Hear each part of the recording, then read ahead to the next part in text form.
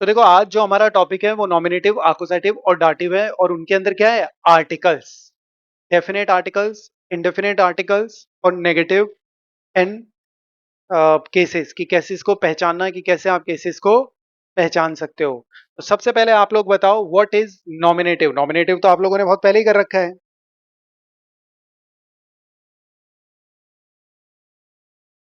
हाँ, नॉमिनेटिव में हमारा फोकस कहाँ हो जाता है, सब्जेक्ट पे, और आकुजेटिव ऑब्जेक्ट पे फोकस हो जाता है। और डाटिव में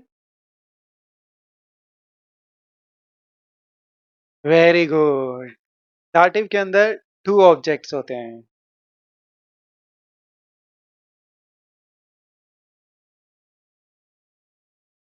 सही है बिल्कुल। तो देखो nominative, accusative and dative. Nominative definite articles. तो नॉमिनेटिव का मतलब क्या है कि नॉमिनेटिव को आप कैसे आइडेंटिफाई कर सकते हो कि ये सेंटेंस जो है या जहां आप definite article, indefinite article, negative कुछ भी यूज कर रहे हो वो नॉमिनेटिव के अकॉर्डिंग यूज कर रहे हो, दैट इज सब्जेक्ट। आपका फोकस सिर्फ और सिर्फ सब्जेक्ट पे होता है, उसको नॉमिनेटिव कहते हैं। बस इतनी सी बात है, याद रखनी है आपको। डेफिनेट आर्टिकल्स, आप लोगों को पहले से ही पता है कि जर्मन के अंदर anything can be male, female और neutral. Anything can be male, female और न्यूट्रल। कोई भी चीज मेल हो सकती है, फीमेल हो सकती है या न्यूट्रल हो सकती है। उसके लिए जर्मन ने आर्टिकल्स डिफाइन कर रखे हैं। देयर इंडिकेशन देता है मेस्कुलिन का, दी इंडिकेशन देता है फेमिनिन का, दास इंडिकेशन देता है न्यूट्रल का, और अगेन दी जो आर्टिकल है वो इंडिकेशन देता है प्लूरल का। तो ये हमें बताते हैं कि कौन सी नाउन मेल है, कौन सी फीमेल है और कौन सी न्यूट्रल है। इन्हीं को हम रूट फॉर्म ऑफ आर्टिकल्स भी कहते हैं। वैसे तो आर्टिकल्स नीचे केसेस में आते आते कभी आकुजेटिव, कभी डाटिव, कभी गेनेटिव, इनमें आते आते अपना चेंज कर लेते हैं अपने आप को। कभी देयर देन में चेंज हो जाएगा, कभी देम में चेंज हो जाएगा, वो एक अलग कॉन्सेप्ट है। बट जो रूट फॉर्म है आर्टिकल्स की वो ये है कि आप डिक्शनरी में सर्च करो और आपको पता चल जाए कि जो नाउन है वो मेल है, फीमेल है या न्यूट्रल, वो हमेशा इनके थ्रू ही पता चलेगी। इनके बाद वो कन्वर्ट होना स्टार्ट होते हैं अदर अदर केसेस के अकॉर्डिंग। ठीक है। तो मैं बहुत ही इजी सिंपल लैंग्वेज में आपको समझा रहा हूँ नॉमिनेटिव, आकुजेटिव, डाटिव, जिसमें बहुत सारे स्टूडेंट्स जो भी जर्मन लैंग्वेज लर्न करना स्टार्ट करते हैं ऑल अराउंड द वर्ल्ड, वो कंफ्यूज रहते हैं कि उन्हें आइडेंटिफाई नहीं हो पाता। पहली बात तो कि आकुजेटिव कौन सा सेंटेंस है, नॉमिनेटिव कौन सा है, डाटिव कौन सा है, कैसे कन्वर्ट करना है, ये सारा क्लियर हो जाएगा आपका। अब बात आती है डेफिनेट, ये तो हो गए डेफिनेट आर्टिकल। और डेफिनेट आर्टिकल का मतलब क्या होता है इंग्लिश में, द। डेफिनेट आर्टिकल यूज क्यों करते हो वो और मैं बता देता हूं आपको। यहाँ पे बहुत सारी चेयर्स पड़ी है और आप, मैंने बोला आई वॉन्ट द चेयर, तो बहुत सारी चेयर्स में से आपको एक पर्टिकुलर वही चेयर लेनी होगी जिसके लिए मैंने द का यूज किया है। और एक अगर मैं बोलूं कि आई वॉन्ट ए चेयर, तो ए में आप कोई से भी उठा के दे देते हो, उसे बोल देते हैं इनडेफिनेट आर्टिकल। तो इनडेफिनेट आर्टिकल के लिए जर्मन में देयर कन्वर्ट हो जाता है आइन में, फेमिनियन में आइन, न्यूट्रल में आइन और प्लूरल में कुछ नहीं, और ट्रांसलेशन इनका ए और ए एन हो जाता है। कई बार स्टूडेंट्स पूछ लेते हैं कि सर प्लूरल में कुछ भी क्यों नहीं आया। तो प्लूरल में कुछ भी नहीं आने का रीजन है क्योंकि इसका ट्रांसलेशन ए और ए एन है। तो आप खुद ही सोचो, आपने कभी ऐसा कोई सेंटेंस देखा है कि आई वॉन्ट ए बुक्स, बोला है कभी ऐसा? क्या मैं, मुझे एक बुक्स चाहिए, ऐसा बोल सकते हो? क्या बोल ही नहीं सकते। तो इस वजह से इंडेफिनेट आर्टिकल में प्लूरल के अंदर कुछ भी नहीं आता। ठीक है। नेक्स्ट के अंदर हमारा नेगेटिव आ जाता है, काइन, काइन, काइन और प्लूरल के लिए काइन है। जब स्टूडेंट ए1 में जर्मन लैंग्वेज स्टार्ट करता है तो उसके सामने एक और कंफ्यूजन क्रिएट हो जाता है यहाँ पे आते आते, काइन के आते आते, कि उसको पता चलता है कि काइन जो है वो भी नेगेटिव है और निस्ट जो है वो भी नेगेटिव है।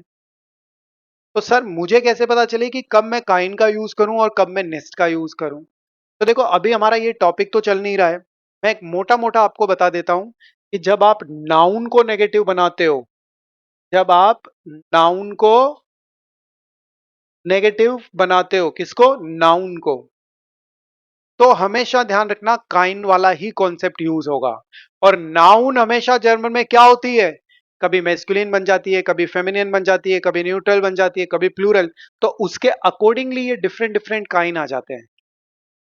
ठीक है, तो उसके अकॉर्डिंगली ये डिफरेंट डिफरेंट काइन आता है और नेगेटिव सेंस देता है। तो फिर निस्ट कब यूज होता है? निस्ट ज्यादातर यूज होता है एडजेक्टिव्स, वर्ब्स को नेगेटिव बनाने, प्रीपोजिशंस को नेगेटिव बनाने के लिए। काइन सिर्फ और सिर्फ नाउन को नेगेटिव बनाने के लिए आता है। काइन के बाद में एक नाउन जरूर होगी, और जो नाउन होती है वो कैसे लिखी जाती है जर्मन में?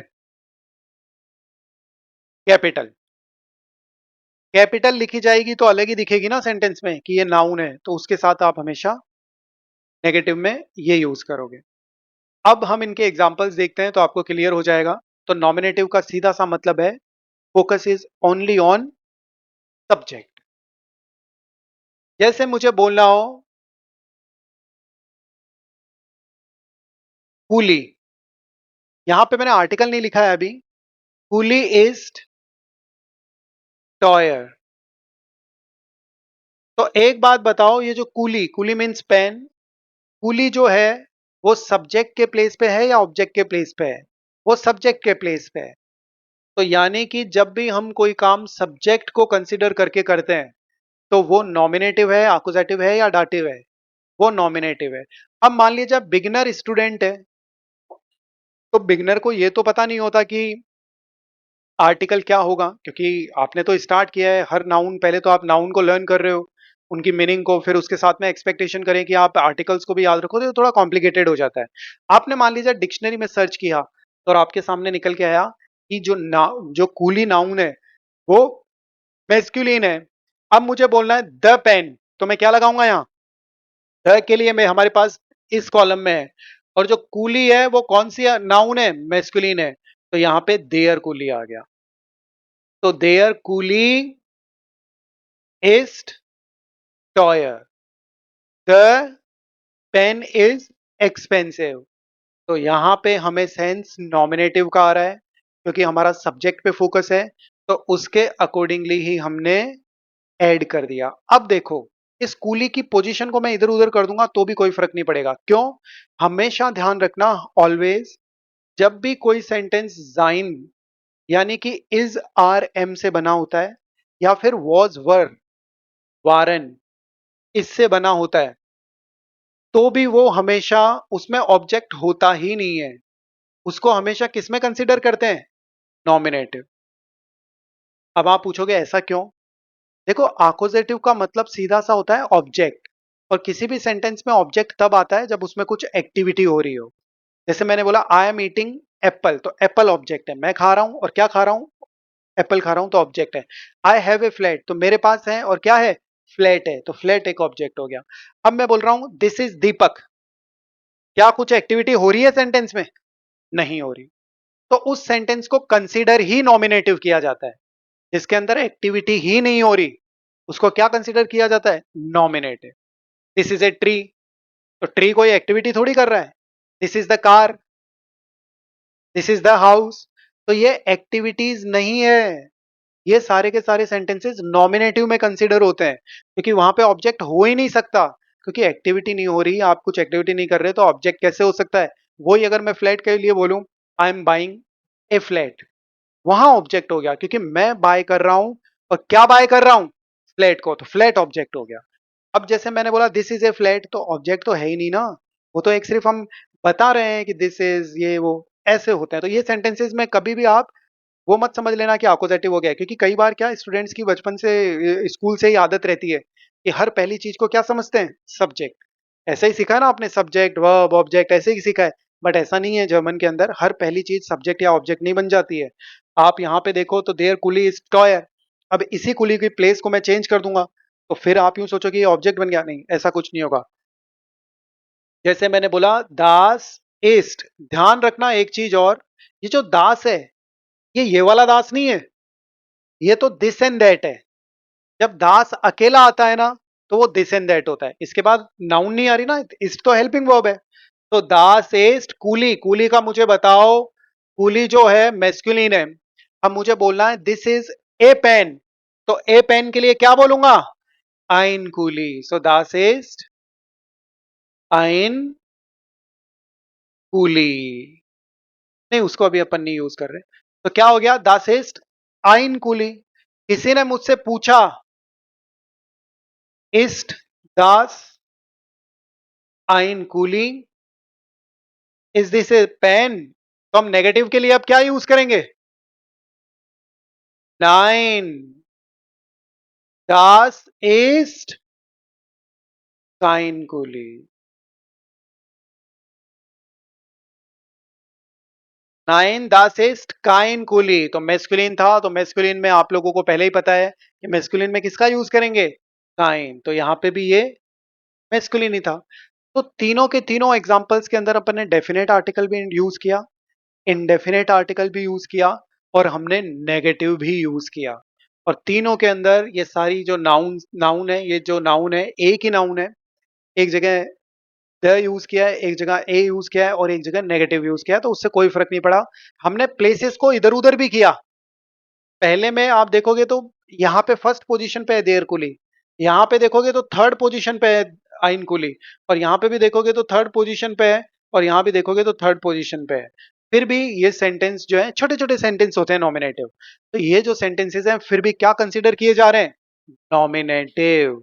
क्यों कंसिडर किए जा रहे हैं? कि बोले प्लेस जो है इधर उधर हो जाओ, उससे कोई फर्क नहीं पड़ता. आपने ये देखा है कि ये क्या है, केस कौन सा चल रहा है, हमारा फोकस कहाँ है?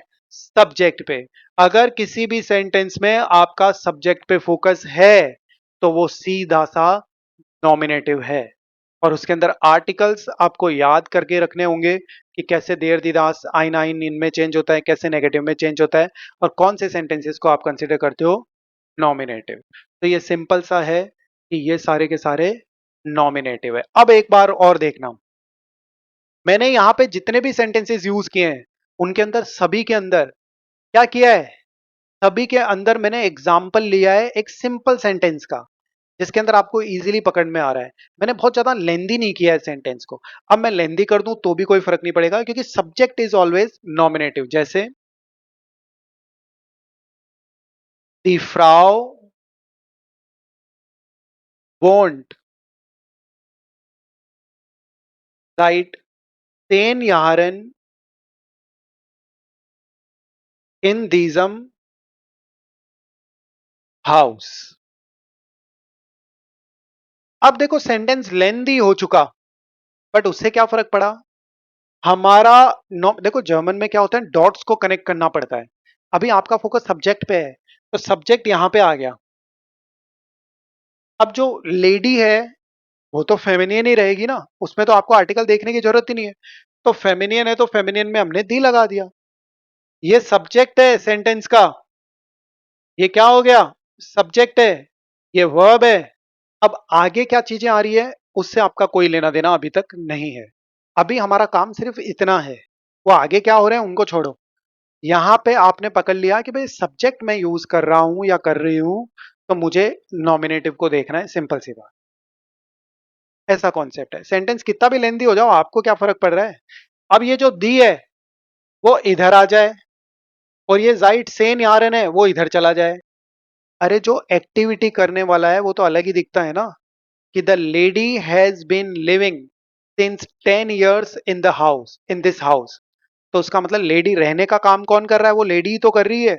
तो वही सब्जेक्ट होगा ना, वो चाहे इधर उधर हो जाए उससे क्या फर्क पड़ेगा? मैं बोलूं I have been living in Mumbai since 10 years, तो मैं हूं ना सब्जेक्ट तो. अब मैं बोलूंगा कि since 10 years I have been living in in Mumbai, तो इसका मतलब थोड़ी कि सब्जेक्ट इधर उधर हो गया तो आप पागल हो जाओगे या केस कोई और लगा दोगे. सीधी सी बात है, वो सब्जेक्ट इधर उधर होने से कोई कॉन्सेप्ट चेंज नहीं हो जाएंगे. तो यहाँ पे दी फ्राउ यहाँ पे रहो, या फिर जाइट सेन यारन को उधर ले लो. आप चाहो तो जाइट सेन यारन को इधर भी ले सकते हो, क्योंकि वो टाइम है. जाइट सेन यारन वॉन्ट दी फ्राउ इन दीजम हाउस. अभी भी सेंटेंस के अंदर ये वाली जो चीज है वो नॉमिनेटिव है. दी फ्राउ जो है वो नॉमिनेटिव है, क्योंकि ये क्या है? सब्जेक्ट. है. 1st पोजीशन पे अभी क्या आ गया है? टाइम.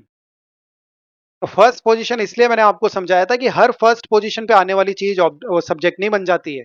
कभी कभी टाइम भी आ जाता है, कभी प्लेस भी आ जाए, कभी कोई एडजेक्टिव भी आ जाए, कभी कोई एडवर्ब भी आ जाए, कभी टाइम रिलेटेड वर्ड्स भी आ जाए, अम मॉर्गन, अम वोकनेंड, अम हाबेंड, ये कुछ भी आ सकता है ना। जो डूअर है, अगर और इजी करें, जो सेंटेंस का डूअर होता है वही सब्जेक्ट होता है।